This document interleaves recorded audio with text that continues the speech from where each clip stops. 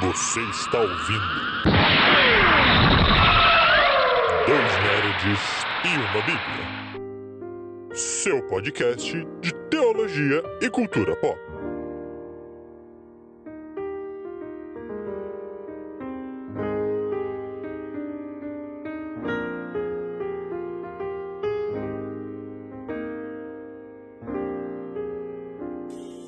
Sejam muito bem-vindos a mais um Dois Nerds e uma Bíblia.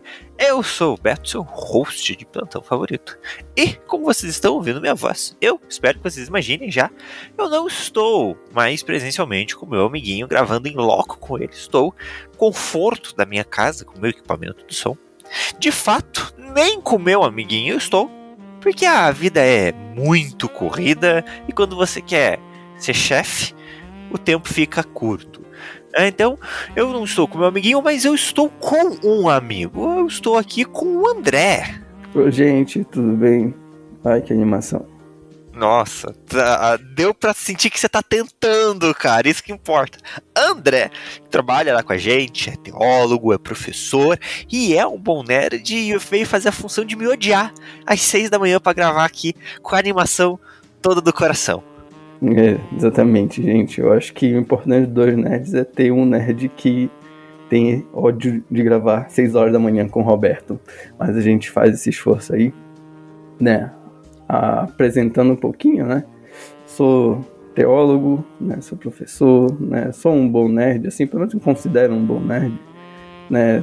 Tanto um nerd que é de jogo, é um nerd que vê a cultura pop e um teólogo que tenta trazer essa harmonia aí, o que a gente enxerga de Deus aí, do que a gente vê aí no mundo, principalmente nessa parte nerd.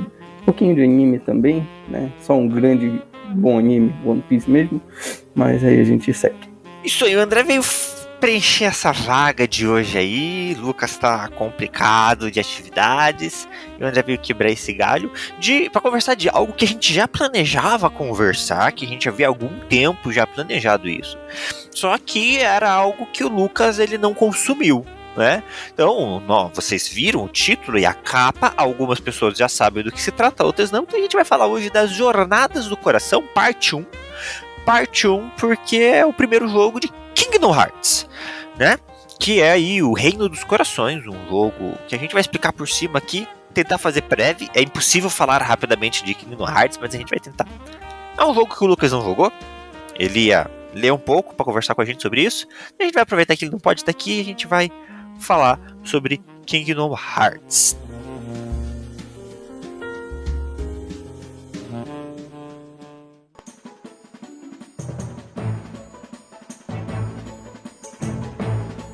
Então, brevemente, eu tenho tendência de falar muito, então, André, brevemente, e já aviso aí pro nosso pessoal, né? Spoilers. Vai ter spoilers. Né? Não tem como. Não tem como. Concentrar Kingdom Hearts só no Kingdom Hearts 1 já é um desafio. Isso. Né? Mas vamos lá, né? Eu gosto da definição quando a gente se depara com Kingdom Hearts. Foi a minha percepção quando meu irmão trouxe o jogo pra casa. Certo. Eu olhei a capa e vi ali o que o Mickey e o Donald e o Pateta estão fazendo nesse jogo. Isso. Porque esses personagens parecem personagens de Final Fantasy. E que mistura louca é essa que tá acontecendo aqui, né? Mas Kingdom Hearts tem essa aparência, né? Então tem essa mistura mesmo de aparência de personagem de Final Fantasy, alguns personagens de Final Fantasy mesmo, com os personagens da Disney, onde a gente acompanha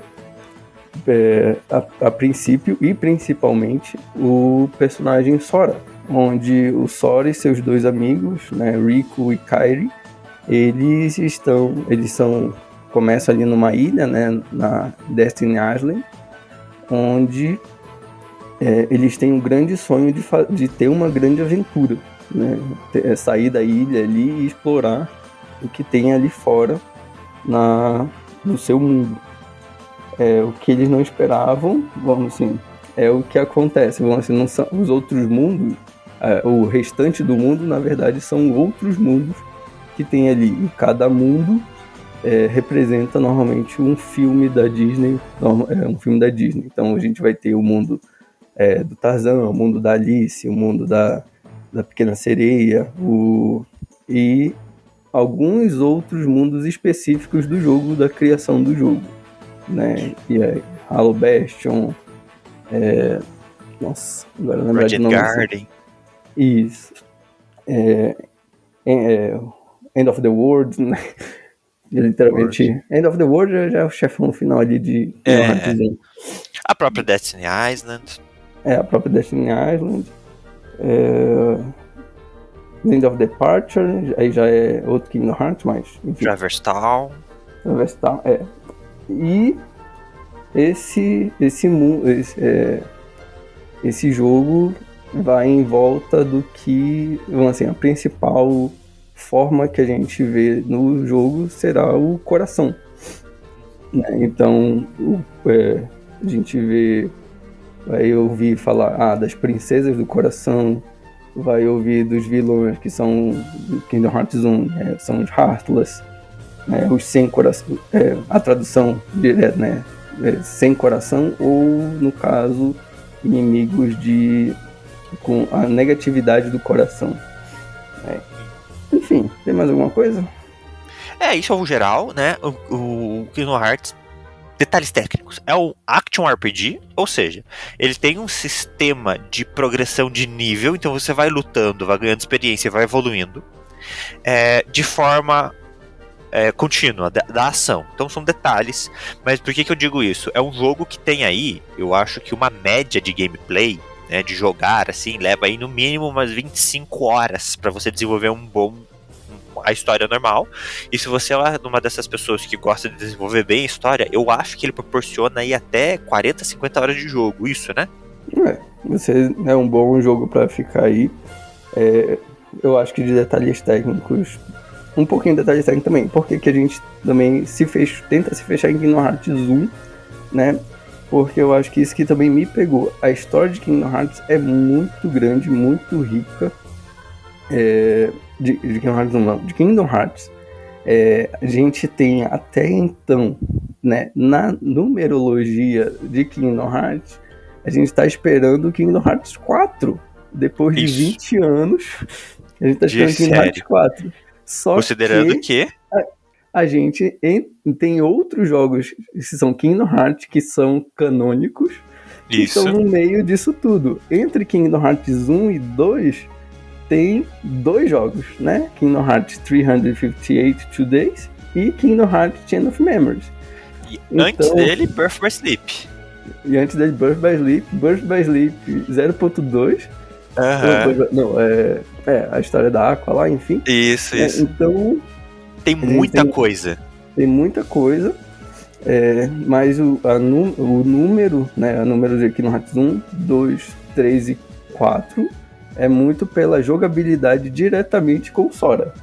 Isso. Mas ele como personagem principal. Os outros jogos expandem o universo com outros personagens, né? Isso. E aí a gente vai pegar, então, essas 25 horas de jogo principal. Veja, são 25 horas de jogo, mais ou menos. Cada fase desse jogo se passa, então, num desses mundos da Disney, onde a gente vai se envolver com os personagens clássicos da Disney. E cada um deles vai desenvolver a sua própria história. Então a gente vai ter essas histórias e essas mensagens que esses filmes da Disney já passam pra gente dentro do Kingdom Hearts. E o que a gente vai falar aqui hoje não tem nada a ver com isso. A gente tá falando sobre a história geral de Kingdom Hearts. De como os próprios personagens do jogo, que é o Sora, o Riku, eu ia falar o Riku e a Kairi, se desenvolvem. Então é um jogo que me surpreendeu muito na profundidade da sua história, porque além de conseguir muito bem encaixar os universos Disney, que eu achei um grande desafio, os caras conseguiram fazer isso, eles fazem isso de uma forma muito boa. Ele usa os personagens do Final Fantasy também de uma forma muito interessante, não tanto os seus enredos, mas os seus personagens. Aí eu achei que eles fizeram essa escolha, né? Enredo da Disney com personagens e as habilidades do Final Fantasy. Com as habilidades desses personagens do Final Fantasy, eu acho que eles fizeram esse joguinho assim. Mas então a gente tem um desenvolvimento muito profundo na própria história que Kingdom Hearts quer trazer, né? Então é um jogo muito profundo, apesar de infantil na sua visão, tipo, Disney. Sim, o Kingdom Hearts traz essa, eu acho que é por isso também sou muito fã da Disney, o Roberto sabe como eu fico, e muito esse desenvolvimento até de maturidade da Disney, pra mim, se tornou por conta de Kingdom Hearts, né, onde a gente vê a gente analisa a profundidade dos filmes ali, né, que uma vez a gente já assistiu, e aí a gente traz essas reflexões aqui. Mas, né, e Disney acho que fica para outro episódio, né? Mas Não. Por favor, controle. O André é com Disney o que o Lucas é com o Senhor dos Anéis. Eu quero ordem nesse lugar, eu quero controle. Beleza.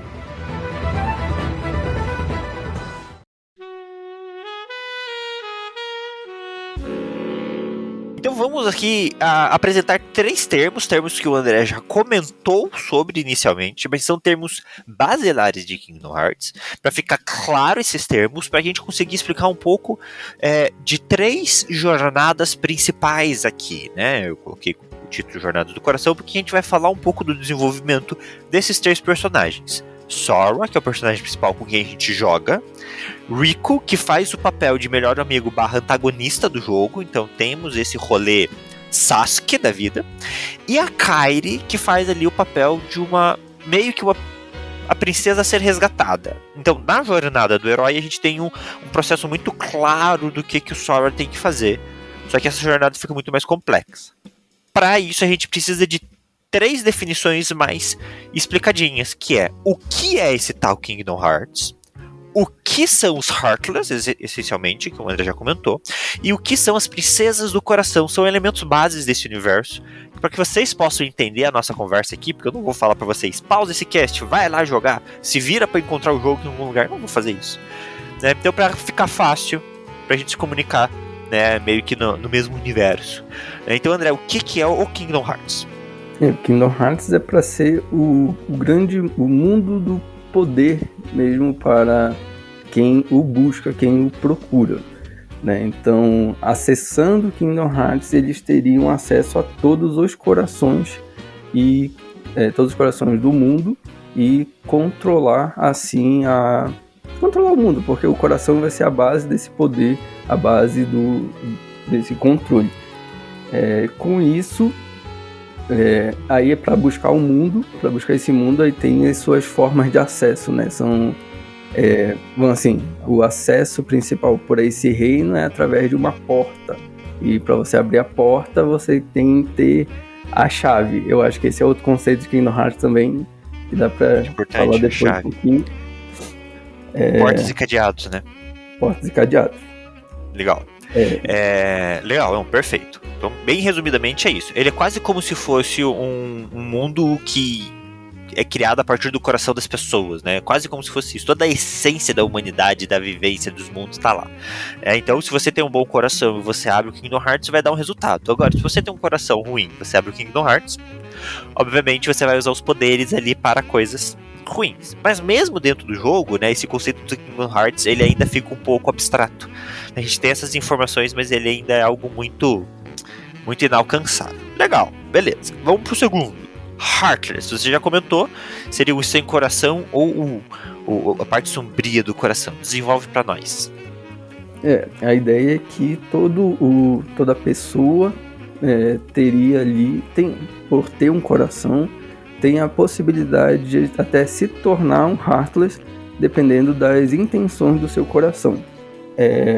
Então são pessoas que são geradas ou até mesmo são forçadas, né, a se transformar em Heartless, e dependendo da sua intensidade, da sua maldade no coração, ela se torna um Heartless fraco ou um Heartless muito poderoso, né? Vamos assim, só para até exemplificar. Por exemplo, num dos primeiros mundos que a gente cai em Kingdom Hearts é o mundo do Tarzan. Não vou lembrar o nome. A gente sabe a história de Tarzan, né? Não é mistério para todo mundo, mas a gente tem ali o caçador ali que quer até matar os gorilas ali, a família do Tarzan, por dinheiro, por a sua ganância ali, tudo mais. Então, não exatamente a sua morte, mas o vilão final se torna o Clayton, lá, e o Clayton, após uma derrota, ele se transforma num grande e poderoso Heartless, por conta da sua ganância, por conta da sua maldade ali que está no coração diante daquele mundo. Perfeito. Então, esses Heartless, eles são gerados através desse desejos sombrios e ruins do coração, podendo ser gerados. Então, tipo, eu tenho muito desejo sombrio, então esses Heartless se geram ao meu redor. Então, por exemplo, Malévola, que é uma das grandes vilãs do jogo, e controla eles, de certa forma. Ou eu mesmo, a própria pessoa, se torna um Heartless. A partir do momento em que, dentro dessa mecânica do jogo, do universo de chaves, corações e fechaduras, a pessoa perde a sua essência, ela perde o seu coração e ela se torna, então, esses monstros. Também pesquisando, eu descobri que há Heartless criados artificialmente. Durante os meus gameplays eu não me atentei a esse detalhe. É verdade, né? Porque tem ali meio que experimento, meio que também a poder de, tipo, fogo, gelo e tal. Isso. É verdade, tem os puros e tem os símbolos. Tinha até esquecido disso, é verdade. Pois é, mas é detalhe de gameplay isso, né? Isso. Então, assim, todas as pessoas, teoricamente, todas as pessoas têm trevas no coração. O ser humano, na nossa vida, o ser humano é caído no pecado. Então, teoricamente, todas as pessoas têm sombras e trevas e maldade no coração. Algumas delas se dão mais a isso, outras menos.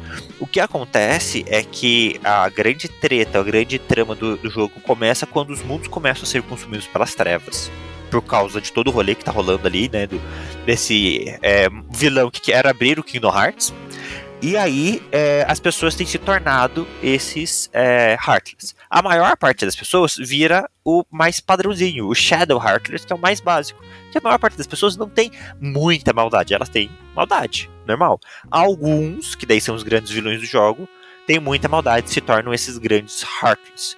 Porém, temos personagens que nasceram sem maldade. Aí seriam as princesas do coração mesmo. Então, as princesas do coração têm essa pureza, de não ter a maldade no coração. Então, assim, existe a possibilidade também no jogo não, mas a gente ouve isso também na história, em que a chave também, ao libertar o coração das pessoas, exatamente, consome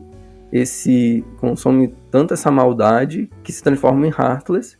E tem um outro personagem que é apresentado aqui no Hearts 2, que seriam os Nobody, né? Que seriam exatamente esses seres sem coração, né? Então, ao separar assim, então geraria um Heartless e um Nobody.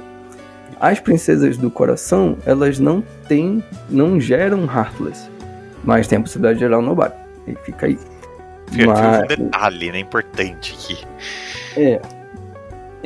E aí, essas princesas do coração, né, a ideia é que sempre tenham pelo menos 7 princesas. E aí, essas princesas são princesas mesmo da Disney, por isso que a Disney foi incluída aqui, né? Então, em Kingdom Hearts 1, se eu não me engano, a primeira princesa que eles colocam ali, até mesmo Alice, né? Que alguns não consideram princesa, né? Porque, afinal de contas, é difícil ali. Mas a Kingdom Hearts considera. Então, o plano do grande vilão ali no Kingdom Hearts 1 é ir atrás das 7 princesas, porque as 7 princesas seriam a grande chave para adentrar Kingdom Hearts, né? Então, seria capturar, gerar a chave para abrir o Kingdom Hearts, porque elas têm esse coração puro. E por ter esse coração puro, elas conseguiriam, juntas o seu poder dos corações, abriria então o Kingdom Hearts. Perfeito. É isso, essa é a premissa. E aí fica óbvio que o Sora tem que ir nesses mundos da Disney para tentar impedir que as princesas sejam capturadas, né? Então a gente vai se envolvendo. Aí a parte mais engraçada é que tem um outro mundo, que eu não vou lembrar o nome também, onde o Mickey é o rei desse mundo. É o King Mickey, né? O rei Mickey. E ele aí tem outro elemento que a gente não falou, que é Keyblade, né? A arma que a gente usa no jogo é uma espada em formato de chave, por causa de todo esse rolê de coração, fechadura e chave. O Mickey, nesse universo, ele é um usuário de Keyblade. E aí eles saem numa aventura própria para tentar impedir tudo isso. E o Pateta e o Donald, eles são seus vassalos. E aí eles vão na missão de... O Mickey dá uma missão para eles de encontrar um escolhido, vamos colocar assim. Moral da história. Mickey e Donald e Pateta se juntam ao Sora na aventura. Então durante todo o jogo a gente usa o Sora pra lutar e tudo mais, com o Pateta e o Donald sendo seu apoio, né? O Pateta na parte de ataques físicos e de defesa, e o Donald com a parte de magias. E é muito legal a interação dos três. Eu quero só deixar aqui meu apreço pelo Donald e pelo Pateta. Cara. Porque é aquilo, né? O Mickey é o rei ali. O Pateta é o chefe da guarda real do Mickey. E o Donald é o grande mago do reino, né? E são poderosos. Aí como o Beto falou aí, né? O Mickey seria o usuário dessa chave espada, né? Da Keyblade. O Donald seria o mago, seria usar a varinha. E o Pateta, melhor do que qualquer Capitão América que possa surgir, usando o escudinho ali e atacando e defendendo. E é muito legal, é muito interessante. Nossa, joguem. Joguem Kingdom Hearts, é muito bom.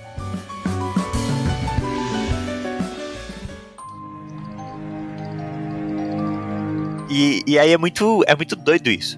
Eles se encontram inicialmente, mas naquela, vamos ficar com esse piá aqui, só porque vale a pena pra gente, enquanto a gente desenvolve a missão. Mas efetivamente, aí eu já quero entrar então nos nossos temas na jornada do Sora. Efetivamente, esses três, eles vão desenvolver uma amizade muito profunda. A ponto de, mesmo diante de momentos futuros dos jogos que vai estar desenvolvido e que o Donald e o Pateta poderiam voltar a andar mais com o Mickey e coisas assim, eles decidem acompanhar o Sora na sua jornada. Obviamente por questões de mecânica de jogo, sim, mas a amizade deles é sincera, a dedicação entre eles é sincera. O Sora é um personagem movido e ele é inicialmente apresentado como o herói perfeito. Aparentemente ele é um cara que não teria maldade, né? Então ele é o personagem que se entrega, que se dedica, que está disposto a se sacrificar pelos outros. Então o André falou ali, a gente começa nessa Destiny Island, e aí, como eu já falei também, essa Destiny Island, assim como outros mundos, acaba sendo consumido pelas trevas. O rolê é quando isso acontece, porque quando isso acontece, o Sora acaba sendo jogado na Traverse Town, que é um mundo onde as pessoas que perderam seus mundos se encontram. Mas o Rico e a Kairi não. E aí eu não lembro se tem uma cena do Sora já vendo o Rico pegar a Kairi logo nesse começo ou se é só depois isso. A ideia ali de Destiny Island, quando as trevas são consumidas, né? Primeiro o ponto ali dos três, eu acho que é primeiro a competitividade do Sora em relação ao que o Rico faz, né? Até mesmo pra visão do Sora, o Rico sempre foi o melhor, sempre foi sim. o mais forte, o que lideraria ali e tudo mais, o que também até num apreço afetivo seria a pessoa que a Kairi gostaria mais de estar junto do que o próprio Sora. Sempre Né? Aquela competiçãozinha amorosa, né? Exatamente. E quando o mundo é consumido, né, e o Sora tá vendo isso, né, ele vai atrás dos seus amigos, né? Ele deixa a mãe, né? A gente ouve, tem a voz da mãe ali, ele deixa a mãe, poxa, sempre quis saber o que aconteceu com a mãe. Não, os pais ali é quase um Snoopy, o Snoopy é uma história de Peanuts aqui, é Snoopy. Os pais são inexistentes, a gente só vê as crianças rolando aí. Exatamente. E aí, nisso que ele vai atrás, né, tem a cena dele encontrando a Kairi, ele olha a Kairi e um vento forte bate neles, aí a Kairi como se fosse meio que um espírito, né, a Kairi atravessa o Sora e ele não viu mais. Uhum. Né, tinha uma porta misteriosa ali na ilha, e é bem nessa ruína mesmo que ele vê a Kairi. Viu que não achou mais a Kairi e foi atrás do Rico, e o Rico bem consciente fala tipo, a porta está aberta, né, você vem comigo, aí estende a mão pro Sora, aí vê que as trevas estão consumindo ali o Rico. E ao tentar dar, mesmo o Sora tentando dar a mão para alcançar o seu amigo, né, o Rico some também, e ali some, e o Sora ainda fica na ilha, e ele começa a ouvir a voz, então use a chave, né? E aí os Heartless começam a aparecer, ele tenta atacar com a sua espadinha de madeira, e não fazia efeito, né? E aí não fazia efeito até que finalmente, misteriosamente, aquela chave de madeira, aquela espada de madeira se transforma na então poderosa Keyblade. E ele começa a enfrentar os Heartless assim. Enfrenta ali, aparece o... Nossa, eu lembrava os nomes dos Heartless de cor. Mas não dá, né? Pô. Aparece ali a grande sombra ali, um Heartless enorme, né, que é o primeiro, é o chefão tutorial mesmo. E aí depois disso é consumido pelas trevas de fato, e como o Roberto falou, ele acaba nesse novo mundo traversital, acordado pelo Pluto, né? Que Isso. O Pluto é o viajante mais misterioso de toda a saga. Cara, o Pluto, ele é pra ele acompanhar o Pateta e o Donald, mas assim, ele vai no rolê dele, ele vai no ritmo dele. Muito bom. Então é isso. Então a gente tem a menina desaparecida, o Rico já nitidamente mostrando esse papel de antagonismo dele, de vilão, e o Sora que entra aí, a gente começa a seguir o Sora. E aí dentro de Traversal a gente já conhece alguns personagens de Final Fantasy que também perderam os seus lares. Encontramos o Donald e o Goofy, e a gente... Goofy, já tô pensando no inglês, que o jogo é em inglês, né? O Donald e o Pateta. E aí a gente vai desenvolvendo. O Sora, então, é esse personagem que vai representar amizade e amor, né? Então é isso, ele foi atrás da Kylie, não deu, ele foi atrás do Rico. E aí ele vai se envolvendo com cada mundo, e aí eu também não vou lembrar a sequência, mas beleza. Né, Tarzan, a gente tem Pinóquio nesse primeiro jogo, tem Hércules, tem Branca de Neve. Branca de Neve? Não. É só depois, Branca de Neve é no Birth by Sleep. A gente tem a Bela, da Bela e a Fera. Nossa, Aladdin. Halloween Town, já tem nesse primeiro? Halloween Town já. Que é o mundo de Estranho Mundo de Jack. E é muito legal que em cada um desses mundos, então, por exemplo, você vai lá para Aladdin, no mundo de Aladdin. Então eles precisam resgatar a Jasmine, beleza, legal. O Aladdin faz parte da equipe, o Aladdin entra na equipe, luta contigo, junto contigo, ele faz parte. Então a gente vai, esses personagens vão se envolvendo com a gente vai crescendo com eles, e o Sora vai criando esse desenvolvimento, e cada vez mais o Sora ele se mostra essa representação de amizade, de ter um coração forte. O Sora é esse personagem. Mas as coisas são muito complexas aqui em Kingdom Hearts, não dá pra gente abordar todos os detalhes de como os corações funcionam. Eu acho que é no monstro quando a coisa começa a complicar. No monstro acaba sendo a primeira aparição do Rico de volta, isso, né? Fechou. E a gente também tem Peter Pan, né? Peter Pan depois do monstro. Ah, verdade. Então, a Wendy é uma das princesas? Hã? A Wendy é uma das princesas? Não. Isso é legal também, né? São 7 princesas, mas o jogo não se limita aos mundos dessas princesas. Sim. É só, tipo, ó, tem os mundos e alguns deles têm as princesas do coração. Beleza. A ideia é até depois, tipo assim, meio que as princesas terem sido renovadas, né? Enfim, acho que era só pra tirar a Alice e colocar elas. Tudo bem. E tipo assim, a gente não vê no Kingdom Hearts 1 a gente não vê a saga das 7 princesas, até porque tipo assim, tem a Branca de Neve, a Cinderela e as 3 princesas antigas, e a Bela Adormecida, né? A gente tem essas 3 princesas entre as 7, só que a gente não vai no mundo delas, né?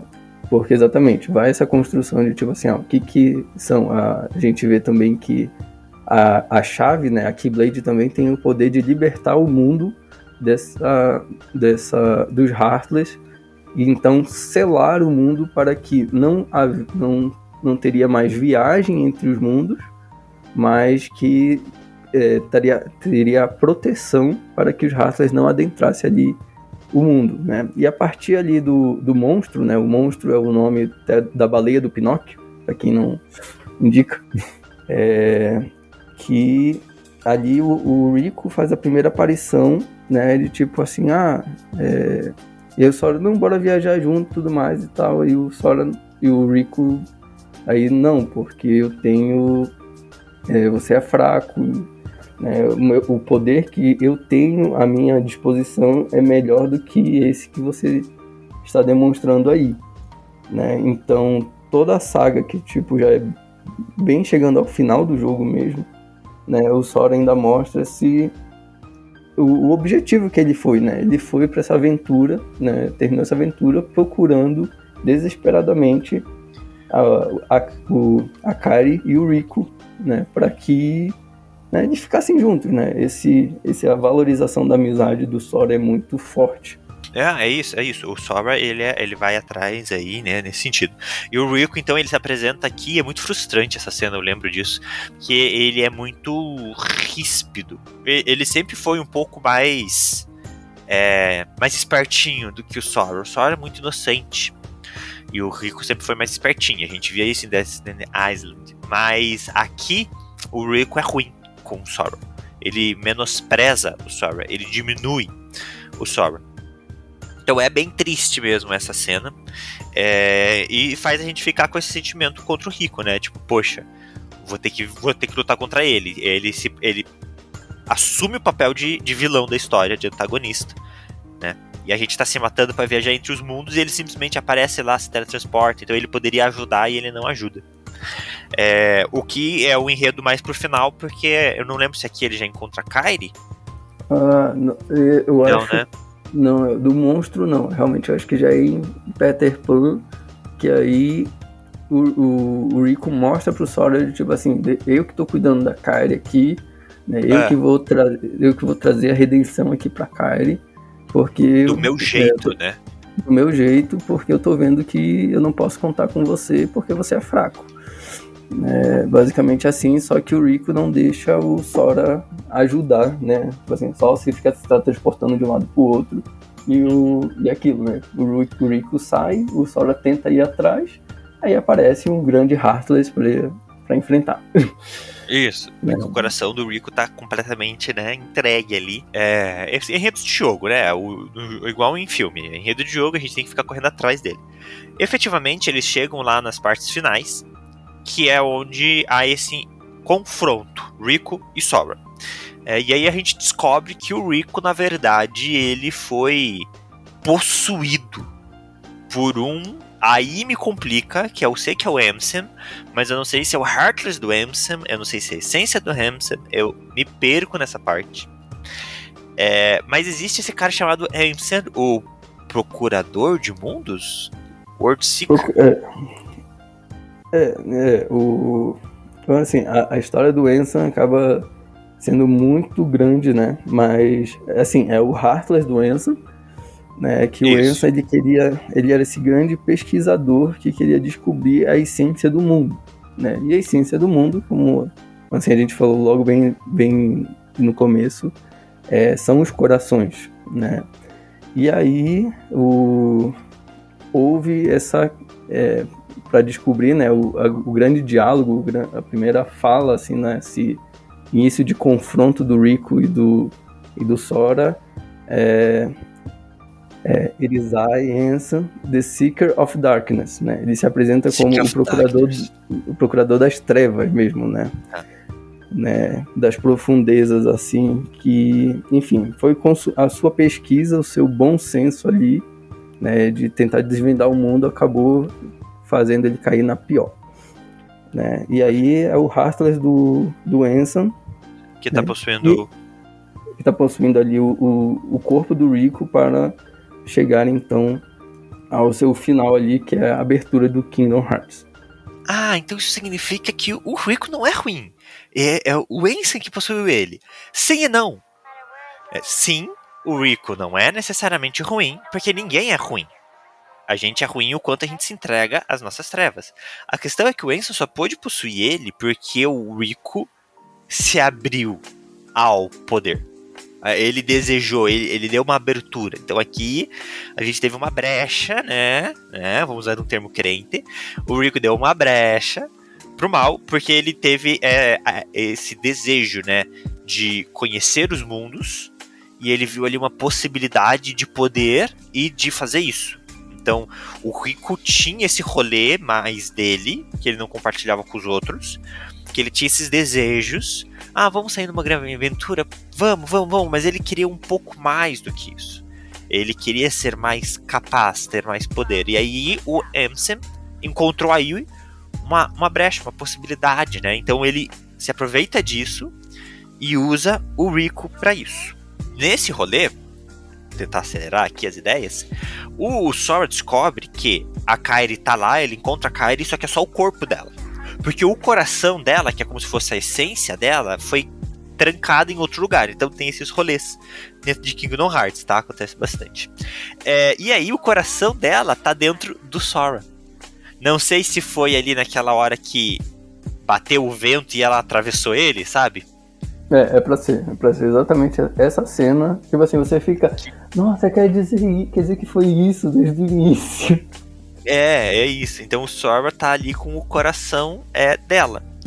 Só que daí, pra ela voltar à vida, ele tem que fazer esse treco de liberar o coração dele. E pra isso, ele precisa liberar o coração dele. Fazendo isso, ele se tornaria um Heartless. Que é todo esse processo que o jogo explica, né? Que a gente tá falando aqui sobre um corpo sem coração se torna um Heartless. E aí o Nobody, que é um ninguém. São as existências que esse coração, e o coração vai para o Kingdom Hearts, né? Essa é a ideia. O coração vai pro Kingdom Hearts, a essência sem coração vira o Heartless, e o corpo vira o Nobody. Então o Sora precisaria se sacrificar para que a Kairi pudesse existir. E obviamente, claro, que ele faz. Ele realiza esse sacrifício. Eu fiquei em choque, confesso.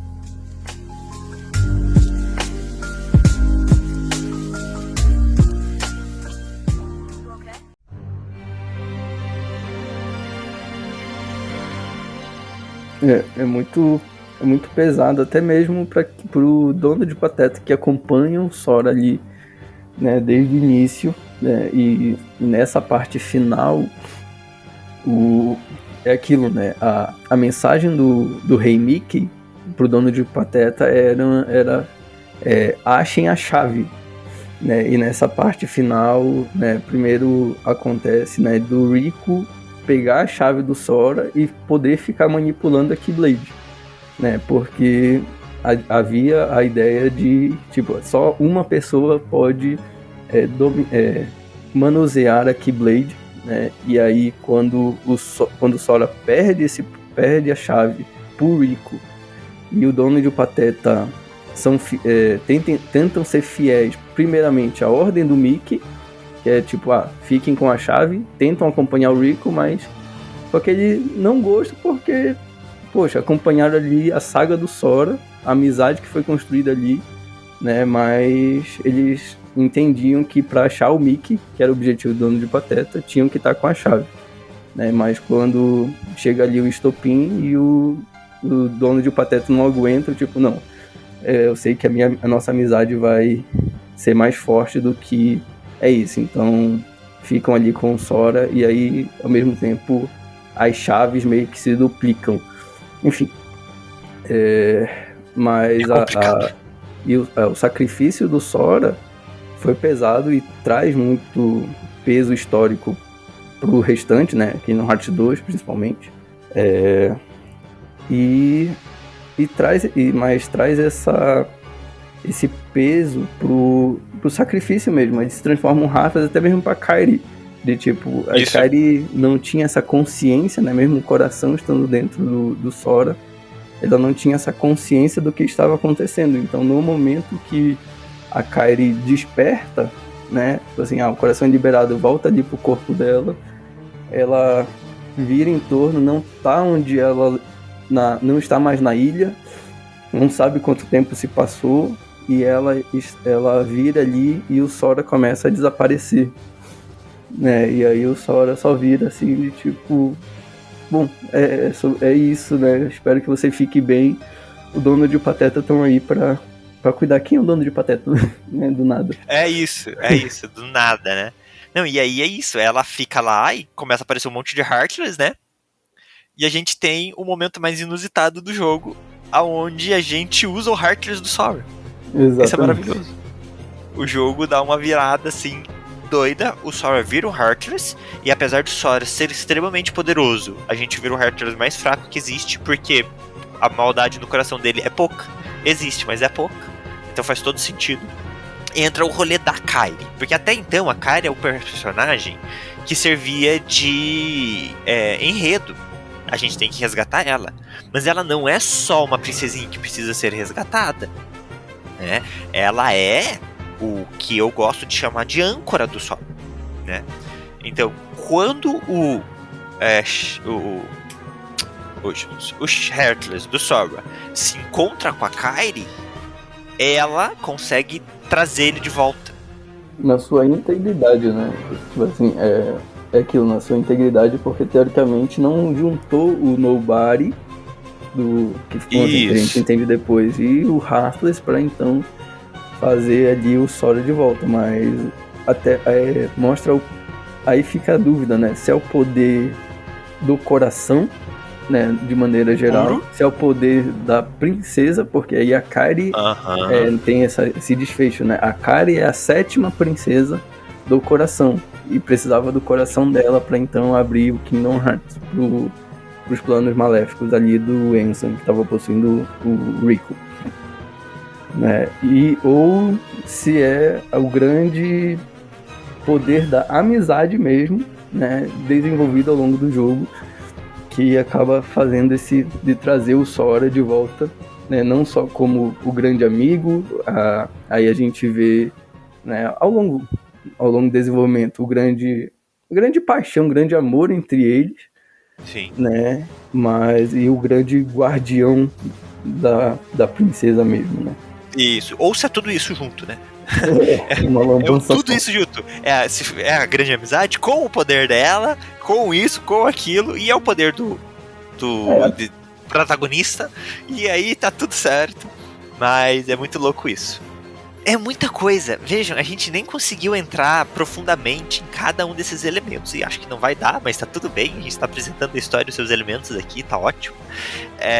Mas então a gente tem esse Sora que, novamente, representa a amizade, a essência da amizade. Então, o Riku, quando ele descobre que o Riku estava sendo possuído, a partir do momento que o Ansem sai do Riku, o Sora passa a confiar integralmente no Riku novamente, porque ele confia nessa amizade, né, nessa essência. E o Riku, ele é um personagem muito bem desenvolvido nos jogos futuros, porque ele passa por um processo de redenção, né? Ele passa constantemente em todos os jogos. O Riku é um personagem que encara as trevas do seu coração e lida com elas. Então ele vai ter uma jornada muito junta com o Mickey nos próximos jogos, né? Nesse rolê de entender como ele é bom, ele tem bondade, mas o coração dele acaba sendo mais suscetível às trevas. Então ele vai muito nesse rolê de se descobrir e entender como talvez conviver com isso, mas dá todo um arco de redenção pra ele. E a Kairi também tem todo um arco de responsabilidade, né? Todo o rolê acontece, teoricamente, porque ela é uma princesa do coração. Mas ela passa por um desenvolvimento de descobrimento, né? De entender quem ela é e como ela pode ajudar. Ela não é só uma princesa do coração. Ela pode também ser efetiva na história. E tudo isso é um ajudando o outro, né? Esse triângulozinho. O ponto focal da história são sempre nos triângulos, né? O legal é de tipo no começo a gente acha muito isso, né? De, tipo assim, o Sora é o protagonista, o Riku vai ser o Riku antagonista, o Riku é esse necessário de redenção, a Kairi é a princesa a ser resgatada. Nos outros jogos, até mesmo no final de Kingdom Hearts 1, a gente já vê esse triângulo virando um pouquinho. Isso. Porque no final é isso, tipo assim, o Sora vê ali, exatamente, o Ansem meio que não sai do corpo ali, né, mas tipo, a gente vê que o Riku volta ao normal, bem entre aspas, né, e... A consciência dele, pelo menos, né? A consciência volta, mas ainda precisa resgatar ele de alguma forma. Aí o Sora, tipo, olha ali a Kairi. Não, a Kairi tá bem, a Kairi vai ficar tudo bem, já tá tudo certo, já está num lugar seguro. Eu vou atrás do Rico, então, agora. Né? Eu tenho que resgatar o Rico, tenho que ajudar o Rico de alguma forma. Continua esse protagonismo dele, mas o Rico se torna a princesa a ser resgatada. E esse Porque o objetivo do final das contas era esse, né? Resgatar os seus amigos. Resgatar os seus amigos, os dois. Não era só, tipo assim, às vezes a gente acaba desistindo do amigo ali que fez alguma coisa ruim, né? Tipo assim, esse daí não tem mais salvação mesmo, mas não é a visão que o Sora tem do Rico, né? E já bem ao final ali, né? O chefão final já é o Enzan de forma plena, vamos assim, é a transformação final, né? O céu de Dragon Ball já absorveu os 2 androides. Né? Nossa, o joguinho pra ter forma final de vilão, toda hora que eu achava que eu tinha fechado, vinha mais um, meu Deus! É vida de Final Fantasy essa mesmo. Mas aí a fala bem interessante do Enzan é de tipo assim, eu quero abrir o Kingdom Hearts, eu quero chegar nesse reino, porque eu sei que esse reino é de trevas, afinal de contas ele era o grande perseguidor das trevas, né? Mas na jornada que o Sora teve, ele pôde perceber, não, eu sei que você olhou todos os vilões, você olhou todas as pessoas gananciosas que tinham em cada mundo, e você acha que tem trevas ali, mas eu vi corações puros, corações bondosos, e eu sei que o Kingdom Hearts, ele é luz. E aí a porta de Kingdom Hearts ali começa a brilhar, e ali vê a poderosa luz. Mas o Sora sabia que ele tinha que fechar aquela porta também. Ele tinha que trancar aquela porta para que nenhum mal pudesse vir dela. Só que aí que descobre que nesse era a porta do... Você ia ser o reino teria esse reino da luz e teria o reino das trevas. Só que para poder trancar a porta ali em definitivo, você precisa trancar dos 2 lados. E aí aparece muito fortemente, muito epicamente, aparece ali o Mickey segurando uma chave idêntica a que o Sora recebeu no início do jogo, né? Só que com a cor alternada, né? E aí depois a gente vê que era a chave... É a Kingdom Key, né? O nome cada chave tem o seu nome. Aí a Kingdom Key alternada, né? A Kingdom Key do lado das trevas. E era essa chave que o Mickey estava buscando para, então, em parceria com o Sora, trancar do outro lado. Só que para fechar ali, tem que empurrar a porta mesmo, né? E aí o Donald e o Pateta empurram de um lado, e a gente vê o Mickey tentando fechar do lado vazio, mas ninguém para ajudar o Mickey do outro lado. E aí aparece então o Rico, tipo, não, eu vou fechar aqui, eu vou ficar aqui com o Rei Mickey e vou atrás do meu caminho de redenção no Reino das Trevas, né? Ainda assim tentando descobrir mesmo quem ele é, o que ele precisa fazer, às vezes abraçando mesmo as suas trevas ali, né? Enfim, é o conflito do Rico, é um conflito muito interessante nos jogos futuros, e às vezes ele precisa desse poder, mas agora ele sabe o perigo do poder, ele vai de forma mais humilde, né, em busca desse poder, para dessa vez não por ele mesmo, mas pelos seus amigos também. E aí se torna a balança, né? Aí depois o Rico se torna esse protagonista para ajudar o Sora, para resgatar o Sora, né? A Kairi se torna... Mas a Kairi ainda tem esse papel, de âncora para os dois, porque o Sora e o Rico sabem que... o Sora e o Rico sabem que eles podem contar que a Kairi está bem, e que depois de, se precisar, a Kairi vai ajudar eles o que for necessário. Isso aí. E a Kairi é isso, tem amigos, cara. Qual que é a mensagem de Kingdom Hearts? Tem amigos. Tem amigos sinceros. O Sora alcança poder através da amizade e do amor, e o Rico alcança poder através do poder em si, né? Da busca desenfreada por poder, através de métodos mais brutos da ganância. E E é interessante que o jogo trata o coração nisso, né? O coração tem dois lados. Então, existe poder nos dois lados. Só que um é um caminho de construção, né? Então o Sora trilha um caminho onde ele constrói laços, ele resgata vidas. E o Rico constrói um caminho de destruição. Por onde ele passa, ele deixa destruição. Por onde ele passa, Heartless aparecem. Corações se machucam, corações se perdem. Então é muito interessante, né? De qualquer forma, os dois chegaram lá. Os dois estavam lá, cada um de um lado do Kingdom Hearts. E o Rico entende que o caminho que ele trilhou era um caminho incorreto.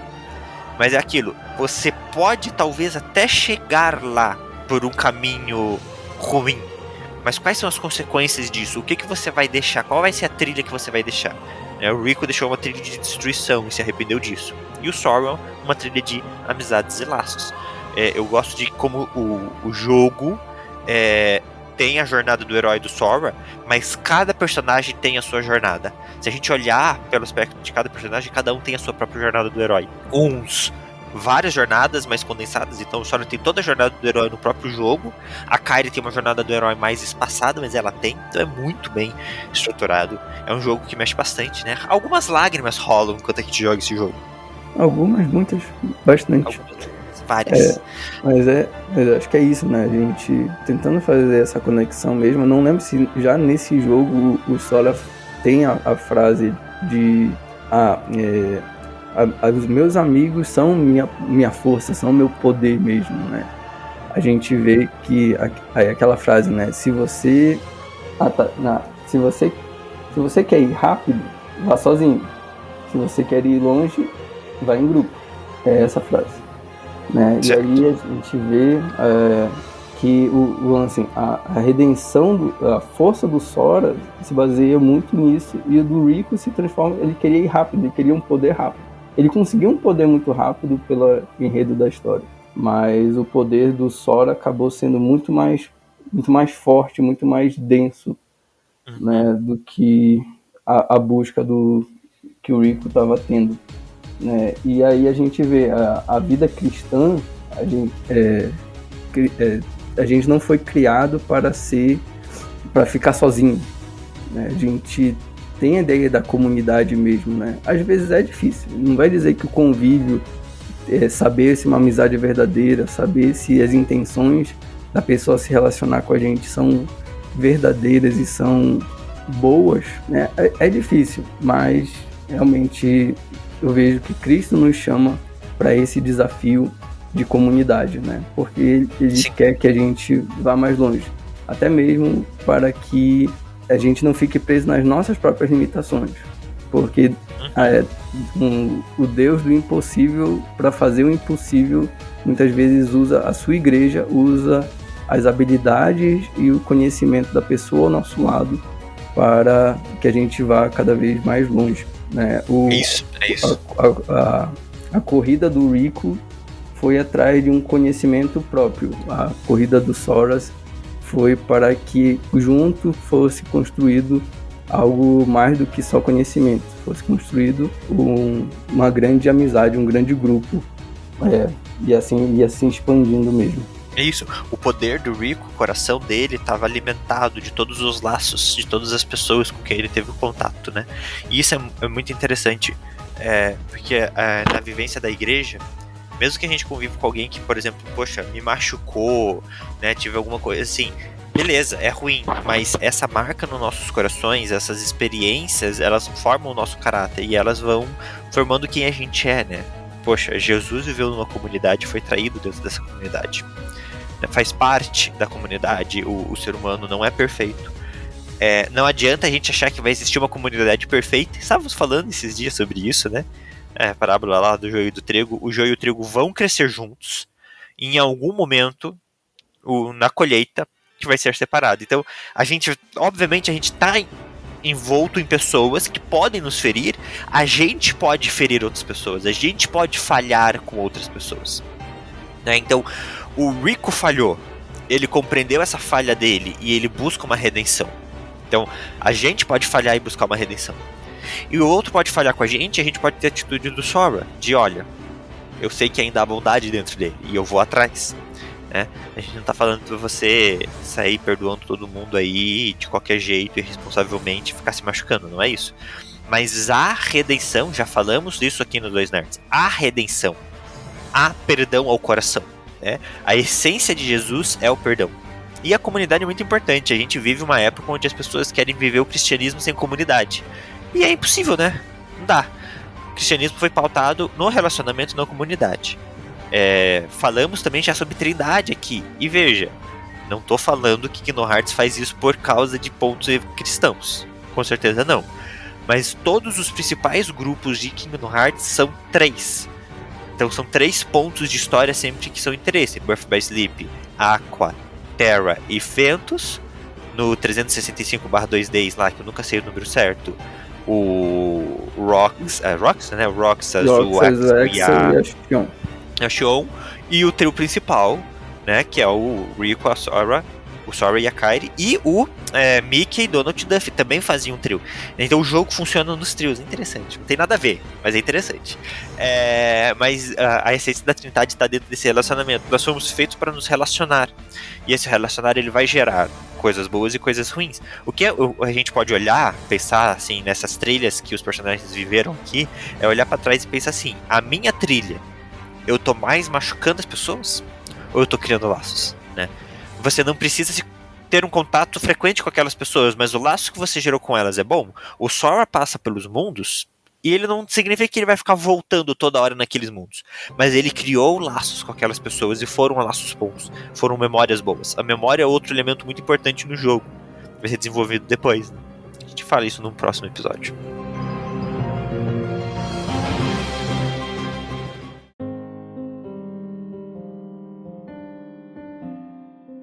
É isso então, pessoal. Muito obrigado pelo tempo de vocês, de ouvir aí dois nerds, não os de sempre, mas 2 nerds, falando dessa vez sobre Kingdom Hearts e parte 1, por quê? Porque quem sabe a gente não fala sobre os outros jogos também.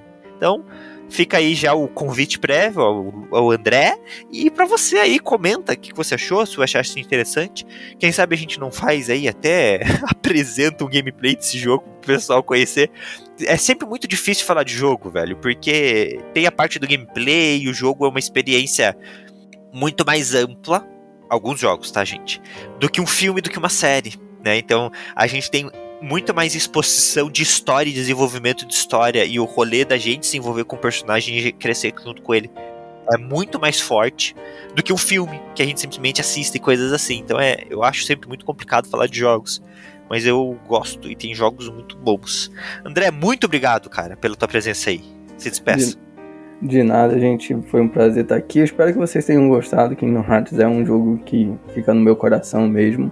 E é aquilo, se vocês quiserem mesmo, próximos episódios, parte 2, parte 3, parte 4, temos jogos aí pra falar, temos trios ainda pra falar mesmo, né?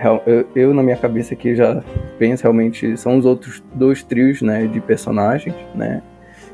Tanto Birth by Sleep quanto 358/2 dias. É tudo igual. É um monte de número. É isso aí, mas fica aí, né? Se quiser encher o saco do Roberto e do Lucas também pra falar de Disney, estamos aí pra ajudar também. E foi um prazer aí. Se possível, né? Kingdom Hearts tem algumas. Normalmente é mais pra PlayStation, né? Mas tem os outros jogos espalhados aí, né? É um jogo que pra mim vale muito a pena pela sua gameplay, né? É uma gameplay bem legal. É uma história bem envolvente. E alguns conceitos muito interessantes. Enfim, foi um prazer. Até a próxima, se Deus assim quiser e assim permitir. Olha lá. E é igual o filme da Marvel, sabe? Que no final aparece o Homem-Aranha voltará, Capitão América voltará, o André voltará, seja pra falar de Kingdom Hearts, seja pra falar de One Piece. A gente vai dar um jeitinho. Então, minha gente, um beijo e um queijo.